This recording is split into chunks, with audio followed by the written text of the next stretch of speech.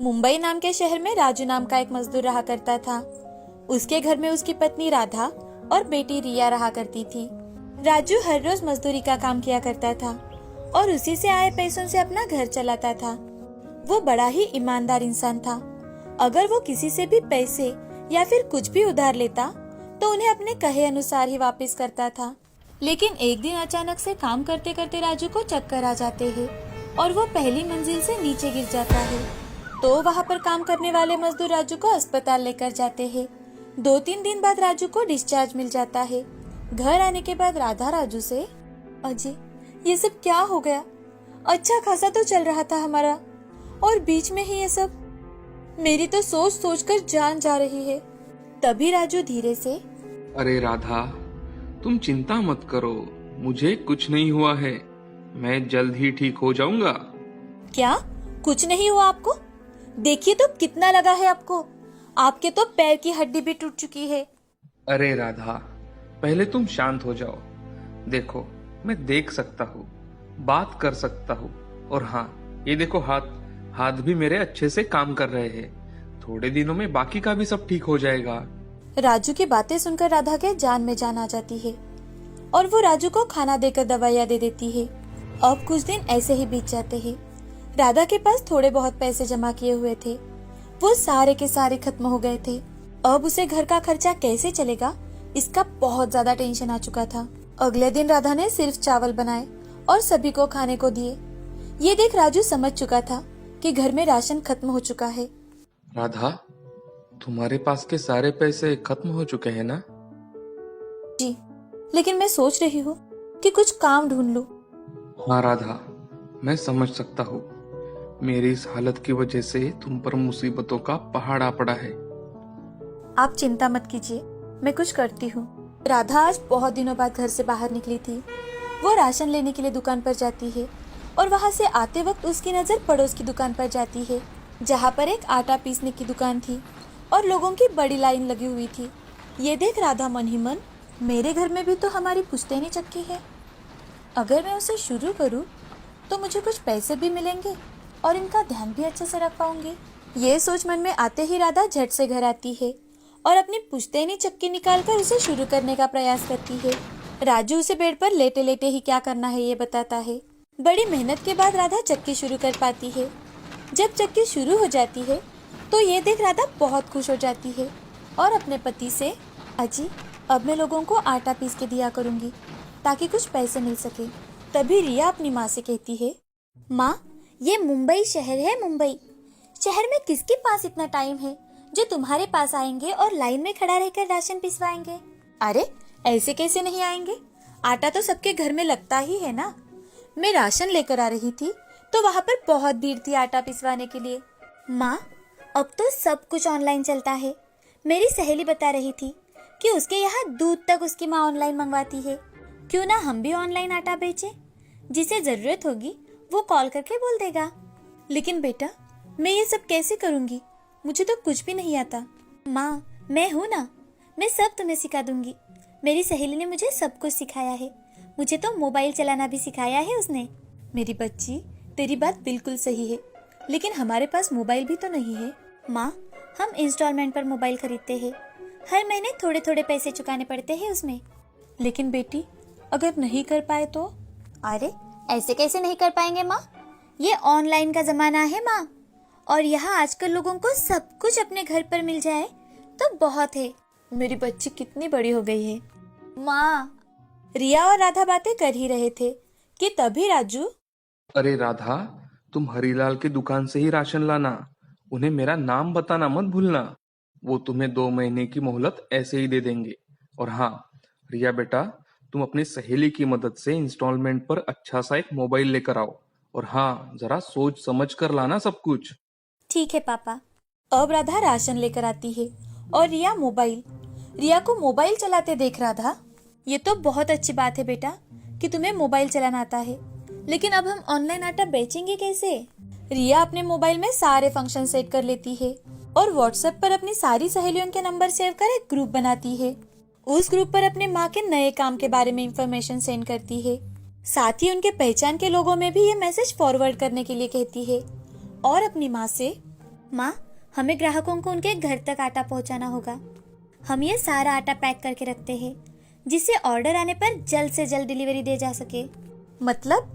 अरे माँ, सारे अलग अलग आटे 1 किलो, 2 किलो, 5 किलो के बैग में रखेंगे और जैसे ही ऑर्डर आएंगे उनके घर का पता लेकर हमें उनके पते पर पहुंचाना होता है। तुम आटे के दाम भी फिक्स कर लो माँ। अच्छा, इसका मतलब जब किसी ने अगर मोबाइल पर हमें आटे के ऑर्डर्स दी तो हमें उसके घर के पते पर पहुंचाना है उस आटे को और फिर वो हमें पैसे देंगे, ऐसे ही ना? हाँ माँ, ऐसे ही करना है। और फिर हम कुछ दिनों बाद तुम्हारा बैंक अकाउंट भी निकाल देंगे ताकि जिन्हें भी ऑनलाइन पेमेंट करना हो वो ऑनलाइन पेमेंट कर सके। मैं धीरे धीरे कर आपको सब कुछ सिखा दूंगी। अच्छा हुआ बेटी कि तुम्हें ये सारी बातें पता है, नहीं तो हमारा क्या होता। रिया एक चार्ट बनाकर अपने घर के बाहर लगा देती है।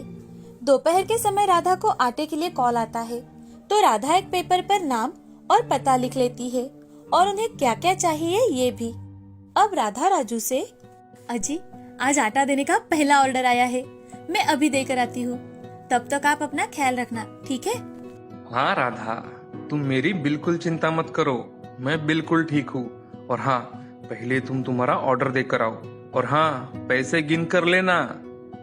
जी मैं अभी गई और अभी आई। ऐसा कह राधा 1 किलो गेहूं का आटा पैक करती है और बताए हुए पते पर पहुंचा देती है। ये देख आगे वाला कस्टमर, इतनी जल्दी आपका ऑर्डर आ भी गया, चलो अच्छी बात है। जी मैं यही पड़ोस की गली में रहती हूँ तो जल्दी आना हुआ। ये लीजिए आपका आटा और हाँ, मुझे इसकी रोटी कैसी बनी ये जरूर बताना। जी जरूर। कस्टमर राधा को पैसे दे देती है। राधा पैसे लेकर अपने घर लौटती है। घर आकर राधा वो पैसे भगवान के सामने रख देती है और हाथ जोड़कर अपने काम के लिए दुआ करती है। अजी देखिए, हमारी पहली कमाई है, मैं आज बहुत ज्यादा खुश हूँ। अरे राधा, ये तो बस शुरुआत है, अब तो आगे तुम्हें इससे भी ज्यादा काम करना पड़ेगा। अब कड़ी मेहनत करने के लिए अब से ही तैयार हो जाओ तुम। आपके मुंह में तो घी शक्कर हो। और हाँ, मैं हमेशा मेहनत करने के लिए तैयार हूँ। राजू और राधा बातें कर ही रहे थे कि तभी रिया घर में आकर अपनी माँ से, अरे माँ, अभी अभी 2 ऑर्डर्स आए हैं, एक 5 किलो आटे का और एक ज्वारी के आटे का। जल्दी से मुझे ऑर्डर पैक कर दो, मैं अभी देकर आती हूँ। हाँ ये लो, संभल कर जाना बेटी। अब रिया दूसरा ऑर्डर दे आती है और आए हुए पैसे रिया अपने माँ को दे देती है। अब मोबाइल की सहायता से राधा को हर रोज 10 से 15 ऑर्डर आने लगे। ये देख राजू भी बड़ा खुश था। अब बैठे बैठे राजू भी राधा की मदद करने लगा। राधा और रिया दोनों मिलकर ऑर्डर्स पूरे करने लगी। अब उनका सब कुछ ठीक चल रहा था। अब राजू भी कई हद तक ठीक हो गया था। राधा का पूरा परिवार हंसी खुशी रहने लगा। अब उनके घर में कोई भी समस्या नहीं थी। उन्होंने अपनी सारी उधारी भी चुकती कर दी थी। अब तीनों मिलकर कमाते थे। ये सब राधा की कड़ी मेहनत और रिया की समझदारी की वजह से हुआ था। उन्होंने अपनी सारी मुश्किलों को दूर कर दिया था। इस कहानी से हमें ये सीख मिलती है कि कड़ी मेहनत के दम पर हम हमेशा हमारी मंजिल हासिल कर लेते हैं। समय कितना भी कठिन क्यों ना हो, कठिन समय जाने के बाद अच्छा समय जरूर आता है। सोलापुर नाम के गांव में मीनू नाम की लड़की रहा करती थी। वो अपनी पढ़ाई के साथ साथ अपने माँ पिताजी को खेतों के कामों में भी हाथ बटा दिया करती थी। मीनू एक दिन खेतों में काम कर रही थी कि तभी उनके खेत में कुछ लोग गन्ने लेने के लिए आए। तभी मीनू के पिताजी शंकर, कौन हो भाई और क्या चाहिए तुम्हें? अरे भाई, हम यहाँ गन्ने लेने के लिए आए थे, तुम्हारे खेत में गन्ना दिखा तो चले आए। अच्छा अच्छा, ऐसी बात है, कितना गन्ना चाहिए था आपको? जी हमें 50 किलो गन्ना चाहिए था। क्या आप हमें अभी गन्ने काट कर दे सकते हैं? जी ठीक है, मैं आपको अभी गन्ने काट कर दे सकता हूँ, मगर मुझे गन्ने के दाम 15 रुपए किलो चाहिए। अरे भाई, तुम इस गन्ने के ज्यादा पैसे लगा रहे हो। हम तो ज्यादा से ज्यादा 12 रुपए देंगे, उसके ऊपर 1 रुपया नहीं दे सकते हम। ठीक है, अभी देता हूँ। ऐसा कहकर शंकर अपने खेत से गन्ने काट कर उन लोगों को दे देता है। थोड़ी देर बाद शंकर अपनी पत्नी सुमति के साथ घर चला जाता है। घर जाते ही सुमति हाथ मुंह धोकर रसोई का काम करने के लिए चली जाती है और मीनू अपनी पढ़ाई करने बैठ जाती है। तभी शंकर सुमति से, अरे भगवान, जो मैंने तुम्हें पैसे दिए थे वो अलमारी में ठीक से रख तो दिए है ना? नहीं जी, मैंने तो वो भगवान के सामने रख दिए हैं, बाद में अलमारी में रखूंगी। आपको नहीं लगता कि उन्होंने हमसे बहुत ही कम दामों में गन्ना खरीदा? अरे भाग्यवान, वो तो मुझे भी पता है कि उन्होंने कम दाम लगाया, मगर घर आए लक्ष्मी को हम कैसे ठुकराते, इसलिए मैंने उन्हें गन्ने दे दिए। आपकी ये बात सही है। चलो मैं खाना बनाती हूँ। उन दोनों की बातें मीनू सुन रही थी। मीनू अपने पिताजी से, पिताजी क्या हमारे खेत का गन्ना इतना सस्ता बिकता है? अरे नहीं नहीं बिटिया, वो तो बहुत अच्छे दामों में बेचे जा सकते हैं। गन्ने को शहर में बहुत अच्छा दाम मिलता है, मगर गन्ने को शहर में कौन लेकर जाएगा, वो एक बहुत बड़ी समस्या है। पिताजी ठेले पर तो गन्ने का जूस बहुत महंगा होता है, 20 रुपए तो होता ही होता है। बिटिया तुम्हारी सारी बातें सही है, मगर हम कुछ नहीं कर सकते। शहर में लेकर जाने के लिए खर्चा भी तो आएगा। हम गरीब किसानों को वही दाम पड़ता है। मीनू अपने पिताजी की बातें सुन चुप हो जाती है। मीनू रात भर अपने पिताजी की बातें सोचती रहती है। सुबह उठकर मीनू अपने काम करके कॉलेज चली जाती है। कॉलेज पहुंचने पर उसे थकान महसूस होने लगती है और उसी कारण वो सोचती है कि आज तो मुझे गर्मी के कारण बहुत ही थकान महसूस हो रही है। अगर मुझे यहाँ जल्दी से फ्रूट जूस मिल जाए तो कितना अच्छा हो जाएगा, इंस्टेंट एनर्जी मिल जाएगी। ऐसा सोचकर मीनू अपने कॉलेज चली जाती है। कॉलेज छूटने के बाद वो घर आ जाती है। कुछ दिन ऐसे ही बीत जाते हैं। शंकर के घर के हालात बहुत ही खराब हो जाते हैं। उसमें मीनू की कॉलेज की फीस भी आ जाने की वजह से शंकर और मालती टेंशन में आ जाते हैं। तभी ये सब देखकर मीनू अपने पिताजी से, पिताजी मैं कुछ दिनों से सोच रही थी कि क्यों ना हम कॉलेज के सामने एक ठेला लगाकर गन्ने का जूस बेचे। वहाँ आसपास कोई भी ठेले वाला नहीं है और कॉलेज करके मैं आपका हाथ बटाने आ जाया करूंगी। मीनू की बातें सुन शंकर और मालती सोच में पड़ जाते हैं। थोड़ा सोचने के बाद मालती शंकर से, मैं सोच रही हूँ कि हमारी मीनू सही कह रही है। मुझे उसका निर्णय अच्छा लगा। उसके साथ आप रहेंगे तो हमें चिंता की कोई बात भी नहीं रहेगी। अच्छा ठीक है, मगर गन्ने का जूस निकालने के लिए हमें मशीन भी तो लगेगी ना। मालती घर में जाकर अपने जमा किए हुए पैसे लेकर आती है और शंकर को देकर, ये कुछ पैसे हैं, मैंने अपनी बिटिया की शादी के लिए रखे थे, मगर अभी इसकी जरूरत है तो आप इसे इस्तेमाल कर सकते हो। अगले दिन वो पैसे लेकर शंकर बाजार चला जाता है और एक गन्ने का जूस निकालने वाली मशीन खरीद कर लाता है और स्कूल के सामने एक ठेला लगा देता है।